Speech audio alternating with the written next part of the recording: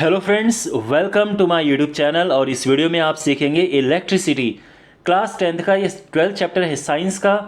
और जो इलेक्ट्रिसिटी है थोड़ा बड़ा चैप्टर है, तो मैंने इसको 3 पार्ट्स में डिवाइड किया है। जो फर्स्ट पार्ट है उसमें आप सीखेंगे चार्ज क्या होता है, then current, then potential and potential difference, then Ohm's law. जो सेकंड पार्ट है उसमें रेजिस्टेंस के बारे में सारा होगा, और थर्ड पार्ट में हीटिंग इफेक्ट ऑफ करंट। तो इस पार्ट में आप सीखेंगे चार्ज क्या है, करंट क्या है, पोटेंशियल डिफरेंस क्या है, ओम्स लॉ, ये आप इस पार्ट में सीखेंगे। Okay, so pay attention and let start. तो ये सारा खेल शुरू होता है चार्ज से। अगर चार्ज नहीं होता तो कुछ भी नहीं होता, तो इसीलिए आपको चार्ज समझना ज़रूरी है। चार्ज क्या होता है? देखो, कभी आपने स्केल से अपने बालों को रब करने का कोशिश किया है? उसके बाद आपने रब करने के बाद पेपर के पीस इस स्केल से उठाने का कभी कोशिश की है? तो आपने नोटिस किया होगा, जब आप बालों को रब करते हैं स्केल से, तो उसके बाद पेपर के पीस आराम से स्केल पे चिपक जाते हैं। उसका रीज़न ये है कि स्केल में एक चार्ज आ जाता है और उतना ही बालों में नेगेटिव चार्ज आ जाता है। तो अगर स्केल में पॉजिटिव चार्ज आता है तो बालों में नेगेटिव चार्ज आ जाएगा, और बिकॉज स्केल में चार्ज है तो वो पेपर के पीस आराम से उठा लेता है। तो अब क्वेश्चन ये है कि स्केल और बाल, इनमें चार्ज कैसे आ गया? जब हम दो बॉडीज़ को रब करते हैं तो उनमें चार्ज कैसे आ जाता है? उसका रीज़न ये है माय डियर, जब आप दो बॉडीज़ को रब करते हैं तो इलेक्ट्रॉन्स का ट्रांसफ़र होता है। तो यहाँ से स्केल से इलेक्ट्रॉन्स बालों में गए हैं। तो देखो, जिस चीज़ में इलेक्ट्रॉन्स की कमी होती है, यानी इसमें डेफिशिएंसी ऑफ इलेक्ट्रॉन्स है, कमी है इलेक्ट्रॉन्स की, तो यानी इसमें पॉजिटिव चार्ज है। और जिसमें इलेक्ट्रॉन्स एक्स्ट्रा हो जाते हैं, इलेक्ट्रॉन्स एक्सेस है, वो नेगेटिव चार्ज होता है। इस चीज़ को आप नोट कर लीजिए। अगर इलेक्ट्रॉन्स ज़्यादा हैं तो वो नेगेटिवली चार्ज है, इलेक्ट्रॉन्स कम होते हैं तो वो पॉजिटिवली चार्ज होता है। उसका रीज़न ये है कि इलेक्ट्रॉन खुद में नेगेटिव चार्ज होता है। तो जहाँ पे इलेक्ट्रॉन ज़्यादा होंगे तो वो चीज़ नेगेटिव होगी, क्योंकि इलेक्ट्रॉन खुद नेगेटिव है। तो अब आप समझ गए, जब आप दो बॉडीज़ को आपस में रब करते हैं, ये ए है और ये बी है, आपने इनको आपस में रब किया, तो अब इलेक्ट्रॉन ए से बी की ओर गए, ये इलेक्ट्रॉन गए, तो क्या होगा? जिसने इलेक्ट्रॉन खोए वो तो बन जाएगा पॉजिटिवली चार्ज्ड, जिस पे इलेक्ट्रॉन आए वो बन जाएगा नेगेटिवली चार्ज। लेकिन ये इक्वल होगा, ठीक है? जितना जितना इसमें पॉजिटिव चार्ज आएगा उतना ही इसमें भी नेगेटिव चार्ज आएगा। तो ये तो है चार्ज का ट्रांसफ़र, और इस तरह से बॉडीज़ में चार्ज आता है। ठीक है, यहाँ पे अगर क्वेश्चन आपके पास मैं ये पूछूं, मान लो कि 10 इलेक्ट्रॉन ट्रांसफ़र होते हैं। मान लो कि ये बॉडी है और इसमें 10 इलेक्ट्रॉन्स आ चुके हैं, तो इसमें नेगेटिव चार्ज आ गया। तो कितना चार्ज होगा? इसके लिए एक फॉर्मूला है, Q = NE। हो सकता है कि आपके टीचर आपको कैपिटल Q लिखे हैं, तो बात एक है, चाहे कैपिटल Q लिखो या स्मॉल q लिखो, ठीक है, बात एक ही है। चलो मैं कैपिटल Q लिखता हूँ। तो ये जो है चार्ज है। अब n इसमें नंबर ऑफ़ इलेक्ट्रॉन्स हैं, तो n तो है number of electrons, 2 electron, 4 electron, 10 electron, 1000 electron. E एक इलेक्ट्रॉन का चार्ज है, वो है 1.6 × 10⁻⁻19 कूलम। कूलम चार्ज का यूनिट होता है। इलेक्ट्रॉन का खुद का चार्ज नेगेटिव होता है, ठीक है। अच्छा, अब यहाँ पे क्वेश्चन ये है कि भाई इसमें चार्ज कितना है? इसमें 10 इलेक्ट्रॉन एक्स्ट्रा हैं, तो चार्ज कितना है? तो बस यहाँ पे हम इस फॉर्मूले को लगाएंगे। जो n है वो कितना होगा? 10 इलेक्ट्रॉन है तो 10 आ जाएगा, और एक इलेक्ट्रॉन का चार्ज होता है 1.6। यहाँ पे फ़िलहाल हम साइन का यूज़ नहीं कर रहे हैं, ठीक है, तो माइनस रहने दो फ़िलहाल। तो ये हो जाएगा 1.6 × 10⁻⁻10 की वजह से ये 19 का 18 हो जाएगा, इतना चार्ज आ गया है, ठीक है। अगर मैं आपसे ये क्वेश्चन पूछूं कि एक बॉडी है और उसमें 1000 इलेक्ट्रॉन्स की कमी है, इतने इलेक्ट्रॉन्स आर मिसिंग या लैकिंग, इतने इलेक्ट्रॉन्स की कमी है, तो बताओ इसमें चार्ज क्या है? तो अब इसमें इलेक्ट्रॉन्स की कमी है तो इसमें चार्ज पॉजिटिव होगा। और होगा कितना चार्ज? कितना चार्ज है? तो उसके लिए जो फॉर्मूला है Q = NE, ये लगाएंगे हम। N यानी नंबर ऑफ़ इलेक्ट्रॉन्स 1000, और E चार्ज होता है एक इलेक्ट्रॉन का 1.6 × 10⁻⁻19। मैं यहाँ इलेक्ट्रॉन का माइनस साइन नहीं लगा रहा हूँ, ठीक है, फ़िलहाल हम यहाँ पे यही लगेंगे। तो ये सॉल्व करके आएगा 1.6 इंटू 10⁻⁴, देखो यहाँ पे 3 जीरो हैं, तो 19 में 3 प्लस हो जाएगा तो ये -16 आ जाएगा, और इतना कूलम चार्ज है, और वो कितना पॉजिटिव चार्ज है, क्योंकि इलेक्ट्रॉन्स की कमी है। अगर इलेक्ट्रॉन्स ज़्यादा होते हैं तो चार्ज नेगेटिव होता है। तो अब आप समझ गए। तो कहने का मतलब ये है कि अगर आपको पता है कि इलेक्ट्रॉन्स कितने हैं तो आप चार्ज निकाल सकते हैं इस फॉर्मूले की हेल्प से। चलिए ठीक है, अब आगे बढ़ते हैं। अब हमारे पास है ये question, find charge on these many electrons. यहाँ पे आपके पास नंबर ऑफ इलेक्ट्रॉन्स हैं कितने, 2 इंटू 10⁻21, और आपको बताना है कि चार्ज कितना है। तो देखो फॉर्मूला क्या होता है, चार्ज बराबर n इंटू ई, n यानी 2 इंटू 10⁻21, और जो E है एक अभी मैंने बताया था 1.6 इंटू 10⁻⁻19, ठीक है। इसको आप एक इलेक्ट्रॉन का चार्ज भी बोल सकते हैं और एलिमेंट्री चार्ज भी कह सकते हैं, एलिमेंट्री चार्ज। तो इसको आप सॉल्व करेंगे तो देखो 16 2 ज़ा 32, 3.2 आ जाएगा। 10⁻, देखो 21 से 19 माइनस हुआ तो ये 2 आ जाएगा, इतना कूलम चार्ज, और ये हमारा आंसर आ गया है। Is it clear. तो अब बिकॉज पूछा है इतने इलेक्ट्रॉन्स का चार्ज, अब इलेक्ट्रॉन्स नेगेटिव होते हैं तो मैं यहाँ पे कहूँगा कि ये नेगेटिव चार्ज है, या फिर यहाँ पे माइनस साइन लगा दूंगा, ठीक है ना। ओके, अब आगे बढ़ते हैं, और ये क्वेश्चन है, this is important question. A body has +1 coulomb charge, how many electrons are there in excess or in deficit in the body. यानी किसी बॉडी में इतना चार्ज है तो बताओ उसमें कितने इलेक्ट्रॉन एक्स्ट्रा हैं या कम है। मैंने बताया था ना, अगर किसी बॉडी में चार्ज है तो ये समझ लो कि उसमें या तो इलेक्ट्रॉन्स ज़्यादा होंगे या इलेक्ट्रॉन्स कम होंगे। अगर पॉजिटिव चार्ज है तो इलेक्ट्रॉन्स की कमी है, और नेगेटिव चार्ज है तो इलेक्ट्रॉन्स ज़्यादा हैं।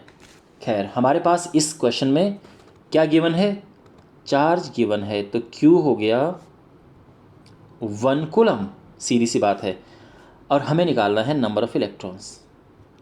तो फॉर्मूला आप जानते हैं, Q is equal to NE, तो यहाँ से N निकल जाएगा तो N क्या हो जाएगा, E नीचे जाएगा तो ये हो जाएगा Q/E, ठीक है। अब यहाँ पे Q क्या है, 1 कूलम, और जो E है वो आप जानते हैं एलिमेंट्री चार्ज 1.6 इंटू 10⁻⁻19। अब आप इसको डिवाइड करेंगे तो देखो, एक को 16 से डिवाइड करेंगे तो 0.16 6 96, 16 2 40, 16 ये आ गया, और ये ऊपर जाएगा तो 19 माइनस का है प्लस हो जाएगा। अब हम एक प्लेस राइट में खिसकाएंगे इसे तो हो जाएगा 6 पॉइंट, क्यों, क्योंकि ये एक साइंटिफिक तरीका होता है लिखने का कि एक प्लेस के बाद पॉइंट आता है।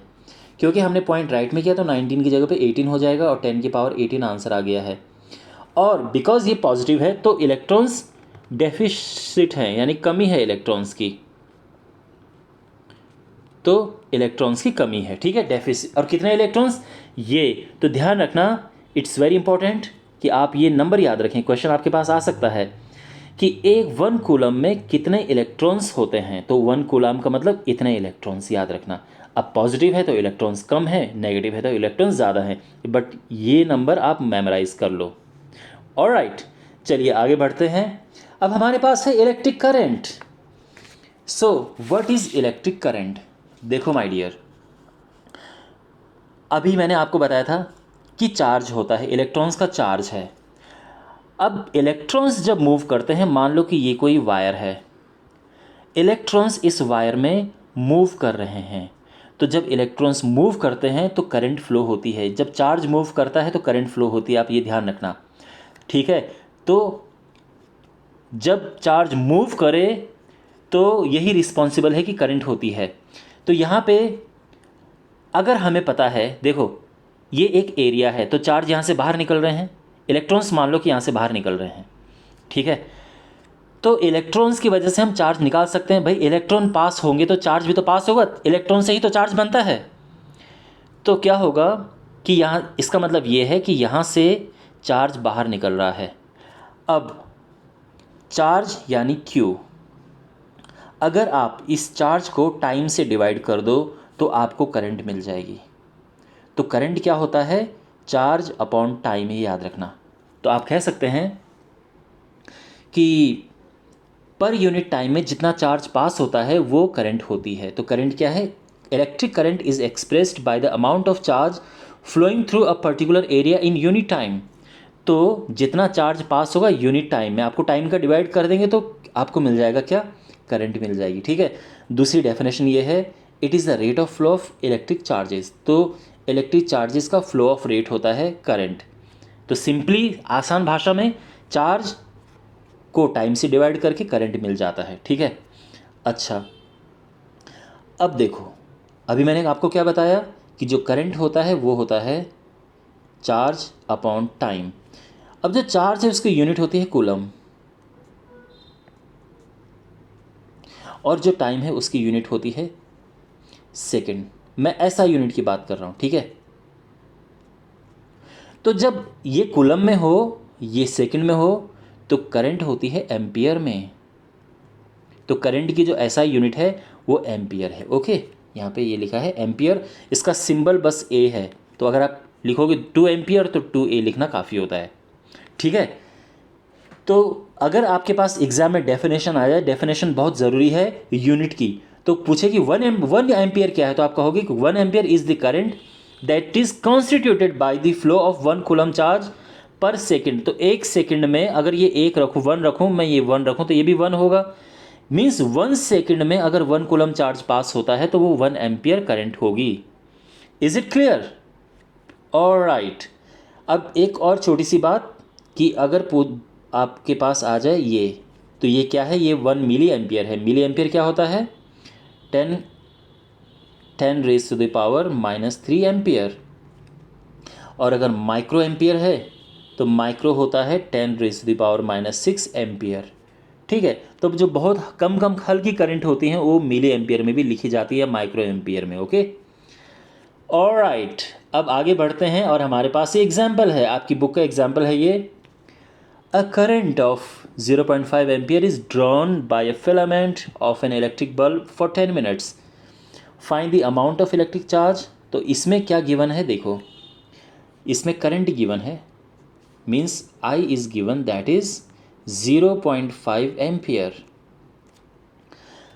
टाइम गिवन है 10 मिनट्स, तो जो टाइम इज़ 10 मिनट्स, 10 × 60 करेंगे तो 600 सेकेंड हो जाएगा। ओके, ये ध्यान रखना, सेकंड में होना ज़रूरी है।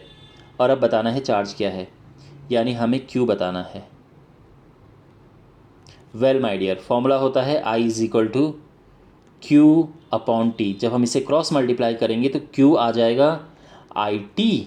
तो बस वैल्यूज़ पुट करनी है, I है 0.5 और T है 600, तो ये मल्टीप्लाई करके आ जाएगा 300।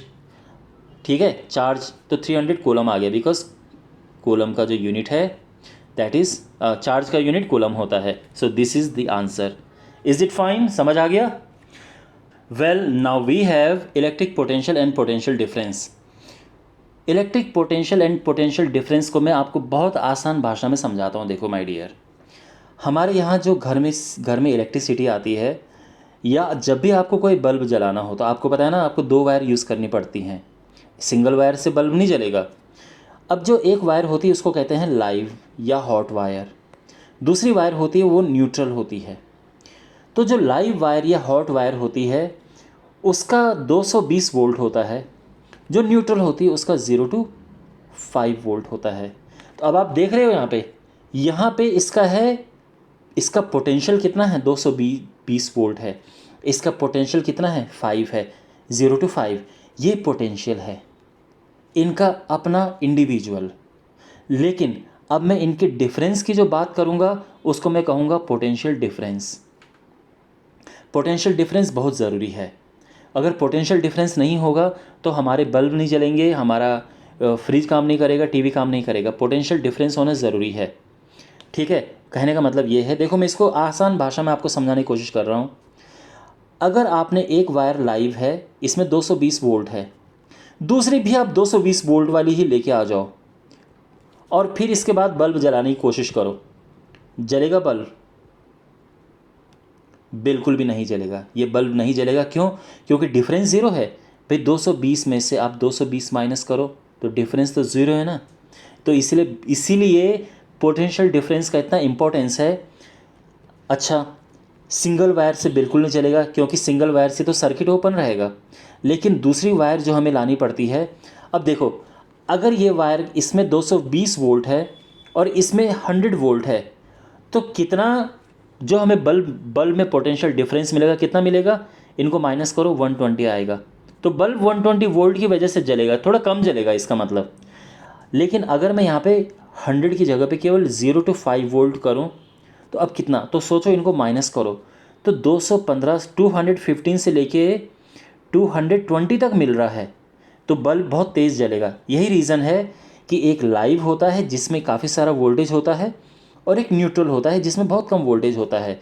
ये सारा मैं आपको क्या सिखा रहा हूँ कि पोटेंशियल डिफरेंस का यूज़ क्या है। आप भाई, अगर आप पढ़ रहे हो तो आपको पता होना चाहिए ना कि ये पोटेंशियल डिफरेंस का क्या मतलब है, क्यों आ गया है। तो ये इसीलिए है माय डियर। पहली बात तो ये है कि पोटेंशियल का क्या मतलब है। पोटेंशियल बताता है कि वहाँ पे चार्ज कितना स्ट्रॉन्ग है। तो यानी इस वायर पे चार्ज बहुत ज़्यादा है, बहुत ज़्यादा इस पे चार्ज का लेवल है, इसलिए इस पर वोल्टेज ज़्यादा है, सीधी सी बात है। इस पे चार्ज का लेवल बहुत कम है, बहुत कम चार्ज है इस पर, इसलिए इसमें वोल्टेज कम है। ये तो हो गया पोटेंशियल की बात। और पोटेंशियल डिफरेंस, उसके लिए हमें इनको माइनस करना है, और पोटेंशियल डिफरेंस होना ज़रूरी है, क्योंकि तभी हमारे बल्ब काम करेंगे। इसलिए हम दो चीज़ें लगाते हैं किसी को जलाने में। ठीक है, आपने देखा होगा कि दो वायर लगती है, जो प्लग होता है ना, आपने प्लग में भी देखा होगा।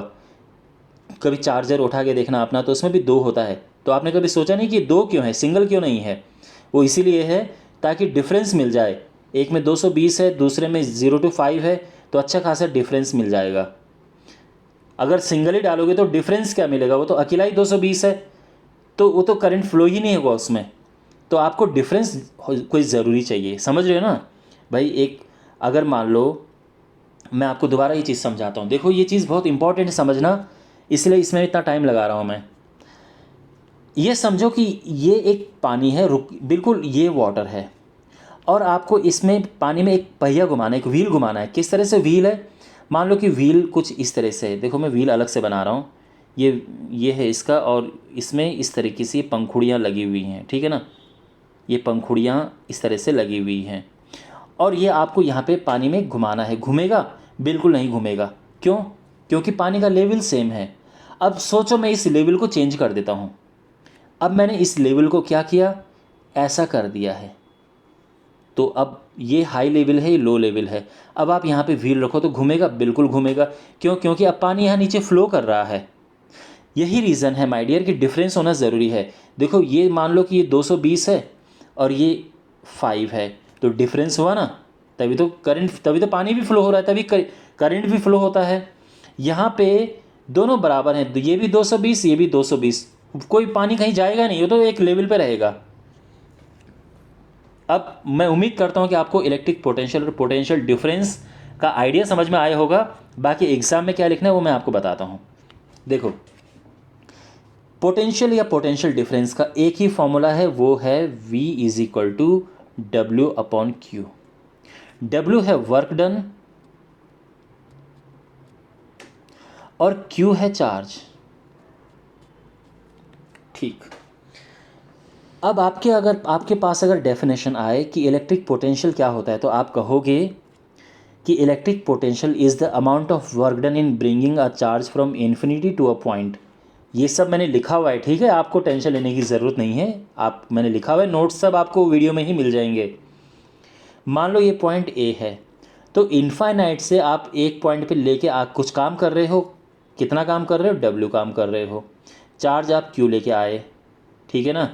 तो अब आप इसको डिवाइड करोगे तो पोटेंशियल मिल जाएगा। तो आपको पता है ना, जब डेफिनेशन बोलनी होती है तो इसको हमें यूनिट बोलना पड़ता है। तो work done in bringing a unit charge from infinite to a point A is called electric potential. अब पोटेंशियल डिफरेंस क्या है? तो देखो माय डियर, अब इसमें इनफाइनाइट नहीं है, दो पॉइंट हैं, एक पॉइंट ये है, एक पॉइंट ये है। अब आपकी डेफिनेशन क्या बन जाएगी? Work done in bringing a unit test charge from a point to other point, एक पॉइंट से दूसरे पॉइंट पे। भाई यहाँ क्या था? इनफाइनाइट टू अ पॉइंट, यहाँ पे एक पॉइंट से दूसरे पॉइंट पे। समझ आ गया है ना? अब ये डेफिनेशन है, आप इसको आराम से देखो। इलेक्ट्रिक पोटेंशियल क्या है? Electric potential at a point is an electric in an electric circuit is the work done to move a unit charge from infinity to the point। ठीक है, जिस पॉइंट पे हम निकाल रहे हैं। और पोटेंशियल डिफरेंस क्या है, तो द सेम है, बस चेंज थोड़ा सा ही होगा। The electric potential difference between 2 points in an electric circuit is the work done to move a unit charge from one point to other. तो यहाँ पे क्या था, इन्फिनिटी टू अ पॉइंट, और यहाँ पे क्या है, वन पॉइंट टू अदर। तो समझ गए आप, तो ये डेफिनेशन है ना, रट लेना। ओके, अब आ जाते हैं एग्जाम्पल पे। छोटा सा एग्जाम्पल है, how much work is done in moving a charge 2 coulomb across 2 points having potential difference this. तो वर्क पूछा है, चार्ज 2 कूलम और पोटेंशियल डिफरेंस है 12 वोल्ट। पोटेंशियल डिफरेंस को आप आसान भाषा में वोल्टेज भी बोल सकते हो, ठीक है। वोल्टेज का फॉर्मूला होता है W/Q। आपको तो W निकालना है, तो क्रॉस मल्टीप्लाई हो जाएगा। तो V तो है अपना 12, ये है 2, और आंसर आ गया 24 जूल। सिंपल, ठीक है। ओके, अब हमारे पास ओम्स लॉ है। ओके, और ओम्स लॉ के साथ में किसका आगाज होगा, रेजिस्टेंस,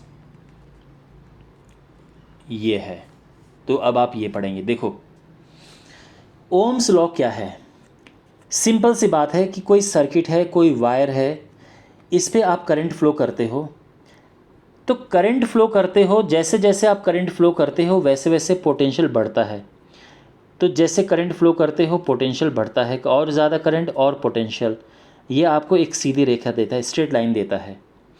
तो ओम्स लॉ क्या है कि पोटेंशियल, देखो the potential difference V across the ends of a given metallic wire, यानी एक वायर है और अगर इसमें पोटेंशियल डिफरेंस V है और करंट I है, तो क्या होता है, is directly proportional to current flowing through it provided the temperature is same. ध्यान रखना, इसकी कंडीशन है कि टेम्परेचर सेम रहना चाहिए, ठीक है। This is called Ohm's law.